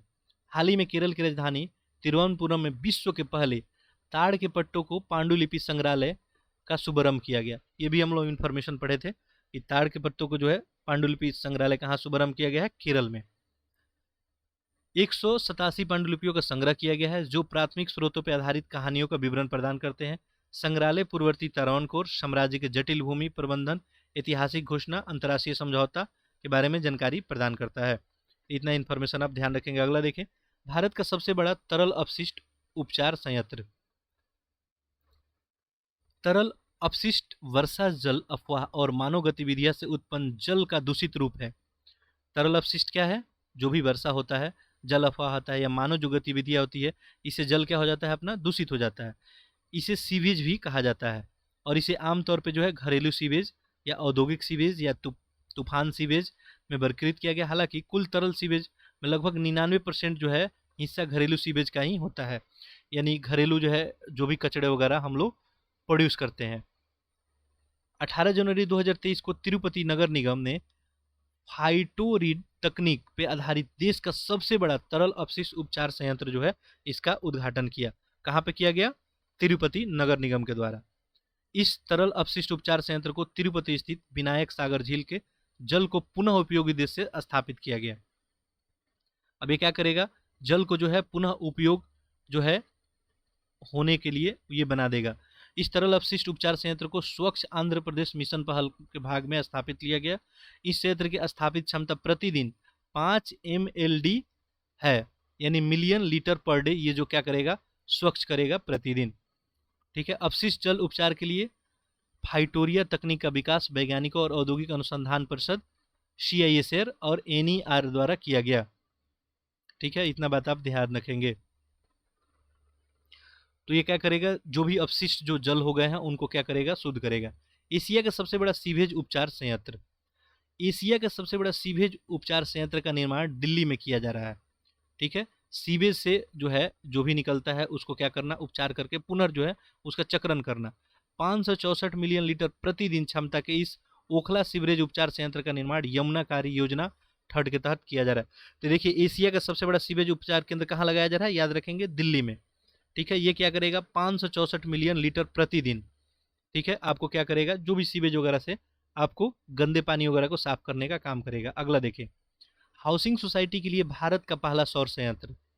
11 जनवरी 2023 को Tata power renewable energy limited एवं मुंबई स्थित एक आवासीय सोसाइटी विविरिया कांडोमिनियम के मध्य एक समझौता हुआ और ये समझौता उपयुक्त आवासीय सोसाइटी को स्वच्छ ऊर्जा की आपूर्ति से संबंधित है। ठीक है। तो हाउसिंग सोसाइटी के लिए पहला सौर यंत्र की बात की जा रही है। देखिए, विविरिया कांडोमिनियम आवासीय सोसाइटी को सौर ऊर्जा की आपूर्ति के लिए भारत के पहले ग्रुप कैप्टिव सौर संयंत्र की स्थापना की जाएगी। अब ये जो सोसाइटी है वो क्या चीज़ यूज करेगा? सौर ऊर्जा से अपना इस्तेमाल करेगा। उपयुक्त आवासीय सोसाइटी सौर ऊर्जा की आपूर्ति के लिए महाराष्ट्र के हिमायतनगर में 3.125 मेगावाट क्षमता का सौर ऊर्जा जो है संयंत्र स्थापित की जाएगी। सिंपल सी कहानी ये है कि आपको सौर ऊर्जा संयंत्र से जो है ये सोसाइटी क्या करेगी? ऊर्जा का इस्तेमाल करेगी, ये जो हाउसिंग सोसाइटी है। ठीक है, इतना बात आप याद रखेंगे। चलिए आगे बढ़ते हैं। ज़्यादा जो है उसके बारे में डिटेल जानने से कोई फायदा नहीं है, क्वेश्चन वहाँ से बनेगा नहीं। बस इतना याद रखेंगे। केरल देश का जो है पहला पूर्ण डिजिटल बैंकिंग राज्य। डिजिटल बैंकिंग किसी व्यक्ति को बैंक शाखा में व्यक्तिगत रूप से उपस्थित हुए बिना 24/7 सभी पारंपरिक बैंकिंग गतिविधियों को स्वतंत्र रूप से पहुंचाने का सुविधा है। यानी आपको बैंकिंग सिस्टम में जाने की जरूरत नहीं है, आप हर एक सुविधा अपने घर बैठे ले सकते हैं। 7 जनवरी 2023 को केरल सभी पात्र खातों डिजिटल बैंकिंग को लागू करने वाला देश का पहला राज्य बन गया है। बात याद रखेंगे। यह घोषणा राज्य के मुख्यमंत्री पिनाराई विजयन के द्वारा किया गया। राज्य स्तरीय बैंकर समिति के अनुसार राज्य में अब पात्र सभी 3.76 करोड़ खातों को कम से कम एक सेवा या उत्पाद डिजिटल रूप से उपलब्ध है। केरल द्वारा भारतीय रिजर्व बैंक के डिजिटल भुगतान परिस्थिति तंत्र का विस्तार और गहनता योजना के अंतर्गत इस कदम को लागू किया गया। तो बस इतना याद रखेंगे। 2021 में त्रिशूर इस योजना के तहत डिजिटल बैंकिंग लागू करने वाला केरल का पहला जिला बना था। तो केरल का पहला जिला जो डिजिटल बैंकिंग लागू किया था कौन था? त्रिशूर था, याद रखेंगे।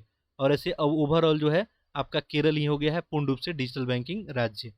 आगे देखें, स्मार्ट कार्यक्रम। स्मार्ट का विस्तारित रूप है scope for main streaming Ayurveda research in teaching professionals. Scope for आपको main stream Ayurveda research in teaching professional. इस पहल के अंतर्गत जो है ऑस्टियोआर्थराइटिस, आयरन की कमी से होने वाले एनीमिया, क्रोनिक ब्रोंकाइटिस और डिस्प्लीडीमिया, ये आपको एस्टोराइड अर्थराइटिस, मोटापा, मधुमेह, मेलिटस और सोराइसिस आदि जो है नवीन अनुसंधान विचारों पे बढ़ावा देने के लिए ध्यान केंद्रित किया जाएगा। ठीक है, तो ये स्मार्ट जो है क्या है? ये आपको scope for main streaming Ayurveda research and teaching professional है।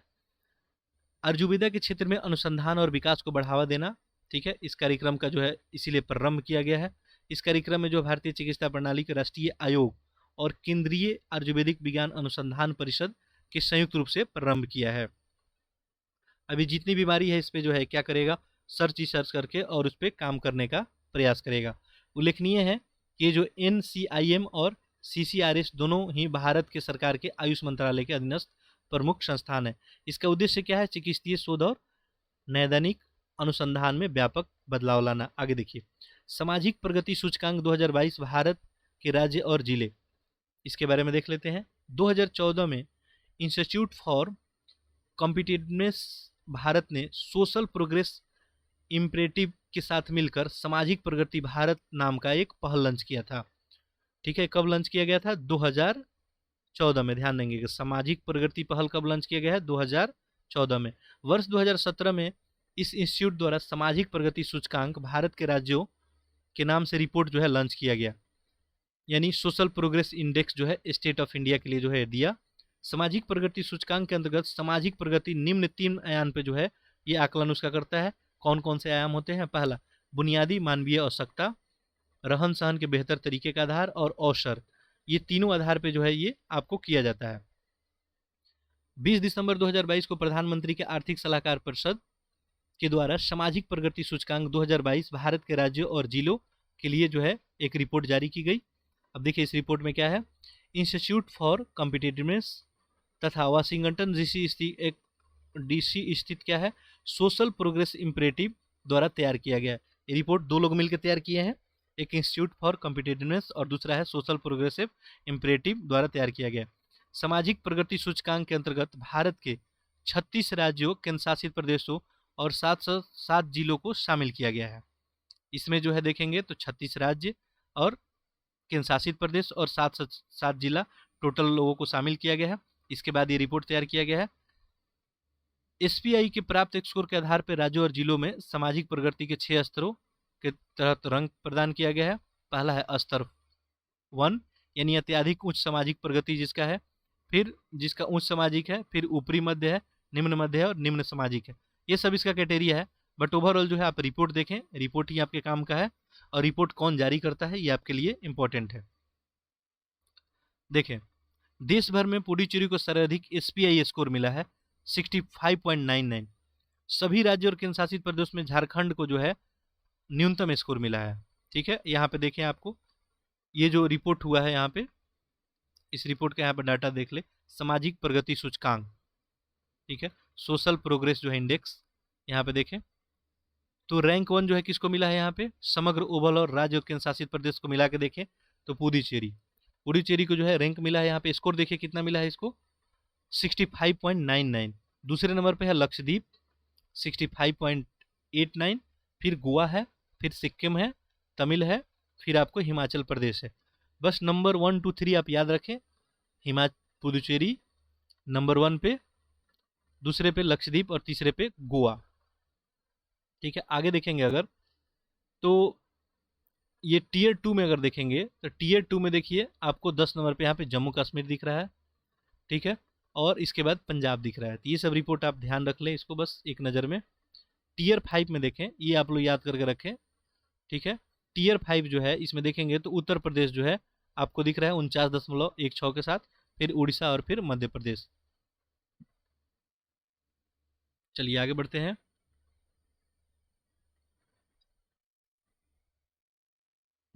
अगला है आपको नमामि गंगे पहल को संयुक्त राष्ट्र की मान्यता। देखिए, नमामि गंगे जो पहल है हम लोग पढ़े हैं इसके बारे में, एकीकृत संरक्षण मिशन है जिसे जून 2014 में केंद्र सरकार द्वारा फ्लैगशिप कार्यक्रम के रूप में अनुमोदित किया गया था। इस कार्यक्रम का 2 ही उद्देश्य था, राष्ट्रीय गंगा नदी को क्या करना, प्रदूषण प्रभावी उपशमन करना, और राष्ट्रीय नदी गंगा का संरक्षण और पुनः उद्धार करना। तो नमामि गंगे कार्यक्रम को जो है आपको संयुक्त राष्ट्र संघ जो है इसका मान्यता दे दिया है। इसको 100% केंद्र सरकार की वित्त पे आधारित कार्यक्रम है।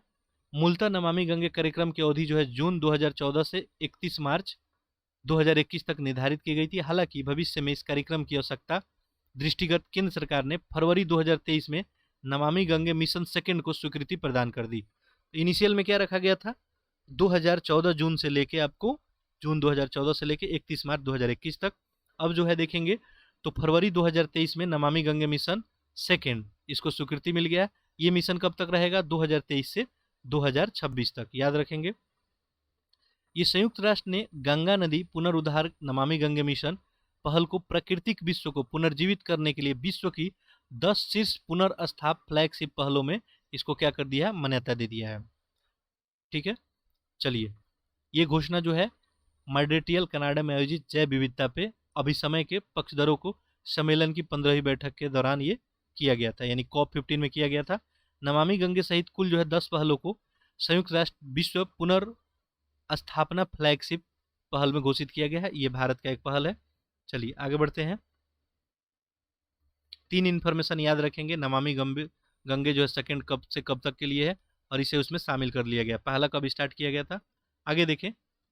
गुजरात और हिमाचल प्रदेश में विधानसभा का चुनाव हुआ था 2022 का, ठीक है। और इसमें देख लेते हैं कि एक्चुअली रहा था क्या स्थिति। तो देखिए, गुजरात विधानसभा में कुल कितने हैं, 182 सीट है। इसमें 13 सीटें जो है SC के लिए आरक्षित है और 27 जो है अनुसूचित यानी SC के लिए है। इसमें टोटल जो है आपको 64.33 मतदान हुआ था, ठीक है। ये बात ध्यान रखें या नहीं रखें कोई मतलब नहीं है, ठीक है। ये पूछने का चांसेस कम है। बाकी देख ले कि परिणाम क्या रहा था, ठीक है। देखिए वहाँ पे, तो यहाँ पे देखेंगे तो सत्तारूढ़ जो भारतीय जनता पार्टी थी वो राज्य विधानसभा में फिर बहुमत में आ गई और गुजरात विधानसभा में ये भाजपा का लगातार जो है 7वां जीत था।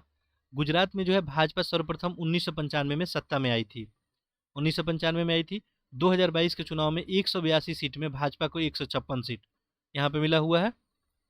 यह गुजरात विधानसभा चुनाव के इतिहास में देखेंगे तो सर्वाधिक सीट जीतने का रिकॉर्ड है, यानी कितना सीट मिला है भाजपा को, अभी 156। अभी सीट वाला डाटा थोड़ा याद रखेंगे। 2022 में चुनाव के माध्यम से गुजरात रणनीति में आम आदमी पार्टी का प्रवेश हुआ और राज्य में पहली बार चुनाव लड़ते हुए आम आदमी पार्टी को कितना सीट मिला, 5 सीट मिला। और 12 दिसंबर 2022 को भूपेंद्र पटेल ने गुजरात के मुख्यमंत्री के रूप में शपथ लिया। इतना बात आप ध्यान रखेंगे। 2022 में बनासकांठा जिले के थराद निर्वाचन से भारतीय जनता पार्टी के विधायक शंकर चौधरी नवगठित 15वीं गुजरात विधानसभा के अध्यक्ष हैं। तो जो विधानसभा के अध्यक्ष कौन है, शंकर चौधरी, इनका भी नाम आप ध्यान रखेंगे। चलिए आगे बढ़ते हैं।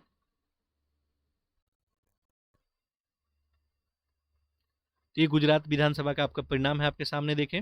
भारतीय जनता पार्टी को जो है 156, कांग्रेस को यहाँ पे 17 सीट और आम आदमी पार्टी को 5 सीट। ये तीनों डाटा आप बस ध्यान रखेंगे।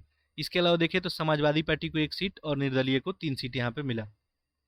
अगला देखिए हिमाचल प्रदेश की स्थिति देख लेते हैं, ठीक है। तो हिमाचल प्रदेश में जो है टोटल 68 सीटें हैं यहाँ पे और स्थिति जो है क्या रहा देख लेते हैं।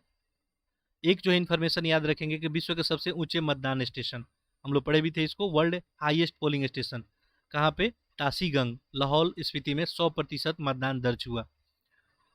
ये तासीगंग जो है मतदान स्टेशन कितना पे है, 15,256 फीट पे है। तो विश्व का सबसे ऊंचे मतदान स्टेशन है, याद रखेंगे इसको। यहाँ पे भी जो है हिमाचल प्रदेश में 2022 परिणाम घोषित ही हो गया है और यहाँ पे भारतीय जनता पार्टी जो सत्तारूढ़ थी इनका पराजय का यहाँ पे सामना करना पड़ा और यहाँ पे किसका सरकार बन गया, तो भारतीय राष्ट्रीय कांग्रेस को बहुमत प्राप्त हो गया। ठीक है, ये बात याद रखेंगे। बाकी हम लोग यहाँ पे सीट देख लेते हैं। यहाँ पे देखें तो 11 दिसंबर 2022 को नदौन निर्वाचन क्षेत्र के भारतीय राष्ट्रीय कांग्रेस के विधायक सुखविंदर सिंह सुक्खू ये हिमाचल प्रदेश के क्या बन गए, मुख्यमंत्री बन गए, जबकि मुकेश अग्निहोत्री उप मुख्यमंत्री का पद जो है भार यहाँ ग्रहण किए। स्थिति देख ले क्या है, तो टोटल 68 सीटों में ध्यान देंगे तो भारतीय जनता पार्टी को जो है यहाँ पे 40 सीटें, सॉरी भारतीय राष्ट्रीय कांग्रेस पार्टी को 40 सीटें और भारतीय जनता पार्टी को यहाँ पे 25 सीटें मिली। निर्दलीय को यहाँ पे जो है 3 सीट मिला। ये थोड़ा सा आप ध्यान में रखेंगे, बाकी जो है कोई इन्फॉर्मेशन आपके काम का यहाँ पे नहीं है। चलिए आगे बढ़ते हैं। अगला है आपको, अगला इन्फॉर्मेशन देखें, हिमालयी याक को खाद्य पशु का दर्जा। ये इन्फॉर्मेशन हम लोग देखे थे, जो हिमालयी याक है उसको खाद्य पशु का दर्जा दिया गया। पालतू याक जो है वैज्ञानिक नाम है इसका बॉश ग्रूजनिस, अधिक ऊंचाई पर पाए जाने वाला एक पशु है जिसे वाइसन, भैंस या मवेशी आदि शामिल है। ये भारतीय उपमहाद्वीप के हिमालयी क्षेत्र में तिब्बती पठार तथा मंगोलिया आदि में पाए जाते हैं। भारत में ये देखेंगे तो लद्दाख, जम्मू कश्मीर, सिक्किम, अरुणाचल प्रदेश, हिमाचल प्रदेश, इस सब में, उत्तराखंड में पाए जाते हैं। 20वीं पशुधन गणना 2019 के अनुसार भारत में लगभग 58,000 याक हैं। ये संख्या 2012 में आयोजित पिछले जो है पशु गणना के मुताबिक जो है कम हुई है। ठीक है, पहले से कम हुई है।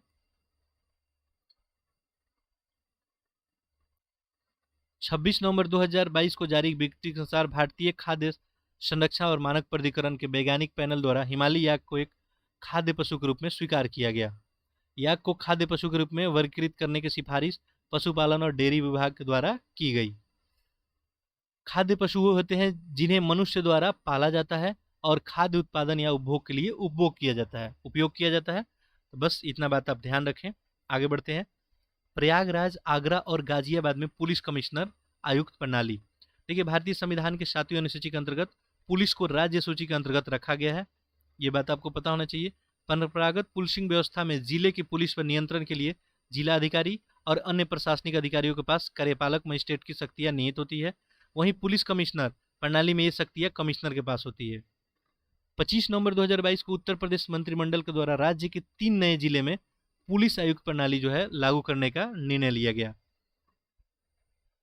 नेक्स्ट देखते हैं। उत्तर प्रदेश के 3 जिले हैं प्रयागराज, गाजियाबाद और आगरा।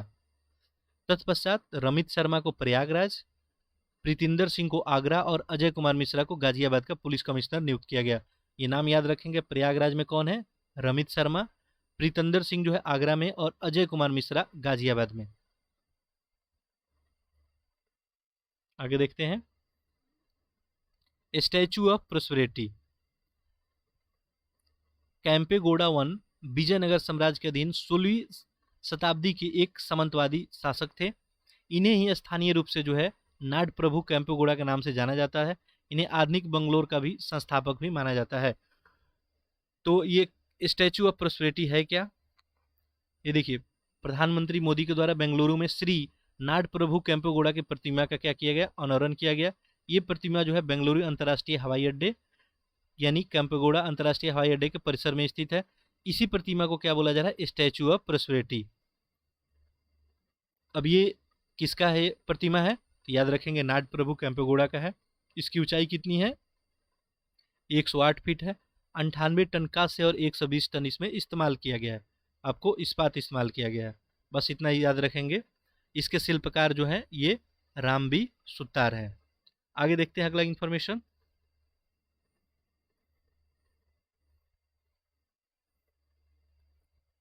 अब इसके अलावा एक दो इन्फॉर्मेशन और देख लें। Statue of belief. 29 अक्टूबर 2022 को राजस्थान के विश्व में भगवान शिव की सबसे ऊंची प्रतिमा का लोकार्पण किया गया। ये प्रतिमा जो है राजस्थान के कहाँ पे है, राजसमंद जिले के नाथद्वार नगर में स्थापित है। इस प्रतिमा को स्टैचू ऑफ बिलीफ के नाम से या विश्वास स्वरूप के नाम से जाना जाता है। तो स्टैचू ऑफ बिलीफ कहाँ पे है, राजस्थान में है, याद रखेंगे। ये जो है भगवान शिव का सबसे ऊंचा प्रतिमा है। इसकी ऊंचाई कितनी है, 369 फीट है, यानी मीटर में देखेंगे तो 112.47 मीटर। इस प्रतिमा को भगवान शिव को ध्यान के मुद्रा में बैठाया गया है। इस प्रतिमा के निर्माण में लगभग 3000 टन इस्पात और लोहे, इसके अलावा 2.5 टन जो है आपको कंक्रीट वगैरह लगा है। आगे देखें स्टैचू ऑफ पीस। 16 नवंबर 2020 को प्रधानमंत्री नरेंद्र मोदी ने स्टैचू ऑफ पीस का अनावरण किया था। ये जो है जैन आचार्य थे श्री विजय बल्लभ सुरीश्वर जी महाराज, इन्हीं की प्रतिमा है। इसका ऊंचाई कितना है? 151 इंच। इसमें अष्टधातु का प्रयोग किया गया जिसमें तांबा वगैरह मुख्य घटक है। यह प्रतिमा पाली राजस्थान के जैतपुर इसमें स्थित है। इतना बात आप याद रखेंगे। अगला देखें, स्टैचू ऑफ इक्वलिटी। 2022 5 फरवरी को जो है स्टैचू ऑफ इक्वलिटी राष्ट्र को समर्पित किया गया था। और स्टैचू ऑफ इक्वलिटी जो है 11वीं सदी के महान दार्शनिक थे, चिंतक, भक्ति संत क्या थे? इनका नाम था रामानुजाचार्य। तो स्टैचू ऑफ इक्वलिटी किसका है? रामानुजाचार्य का है। ये जो है प्रतिमा जो है शमशाबाद स्थित त्रिदंडी चिन्ह आपको जीयर स्वामी आश्रय में स्थापित है। स्टैचू ऑफ इक्वलिटी को जो है हिंदी में समता मूर्ति के नाम दिया गया है। इसकी ऊंचाई कितनी है? ये स्टैचू ऑफ जो इक्वलिटी है इसकी ऊंचाई कितनी है? 216 फीट है। यह प्रतिमा जो है पंचलोह यानी इसमें 5 धातुओं का संयोजन है, स्वर्ण, चांदी, तांबा, पीतल। स्टैचू ऑफ इक्वलिटी बैठी हुई मुद्रा में है और ये विश्व की दूसरी सबसे ऊंची प्रतिमा है, याद रखेंगे। ठीक है, विश्व की सबसे दूसरी जो है ऊंची प्रतिमा है। थाईलैंड स्थित ग्रेट बुद्धा को बैठी हुई मुद्रा में विश्व का सबसे ऊंचा प्रतिमा है। इसका ऊंचाई कितना है? 302 फीट है। चलिए आगे बढ़ते हैं।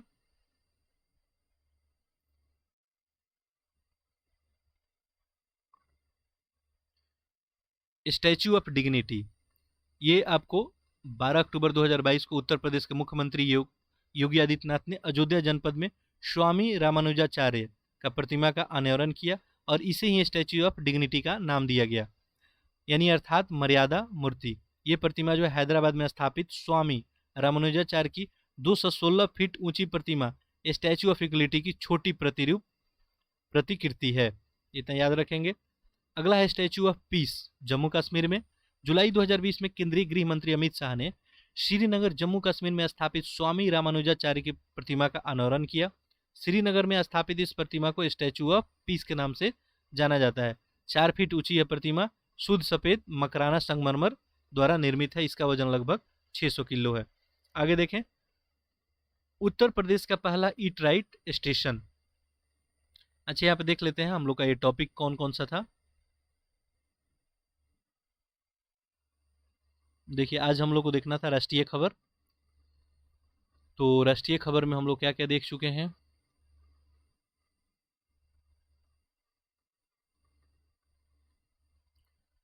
तो ये सब हम लोग देख लिए हैं यहाँ पे।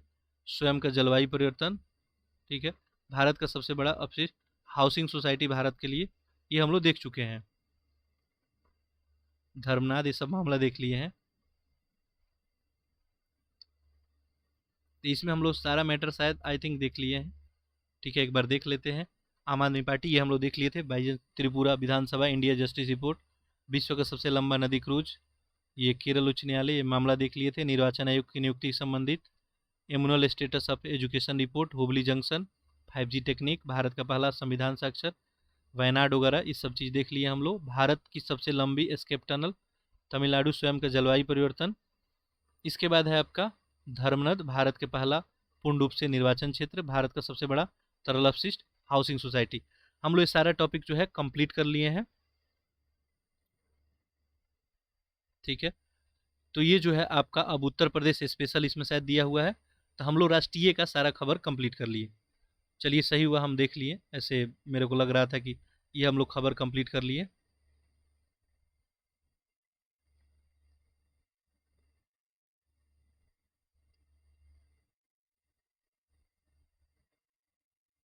एक सेकेंड, हम रीचेक कर लेते हैं।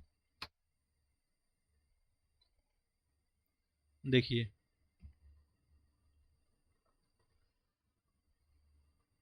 ये हम लोग देख लिए थे।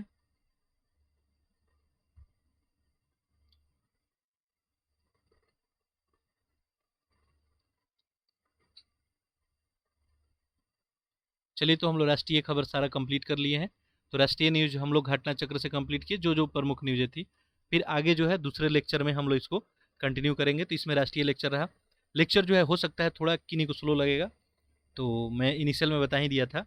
खैर, मेरा प्रयास रहा कि जो भी यहाँ पे फैक्ट बन सकते थे, चूँकि एक भी फैक्ट मिस ना करें हम। बाकी हम लोग घटना सार कवर कर रहे हैं तो उसको कंटिन्यू रखेंगे। पैरेलली में हम लोग इसको भी करते जाएंगे ताकि कोई भी हम लोग क्वेश्चन एग्जाम में छोड़ने का हालात में नहीं रहे। बाकी आप लोग लेक्चर को जो है अधिक से अधिक आप लोग क्या करें, शेयर करें और चैनल को सब्सक्राइब भी जरूर कर लें।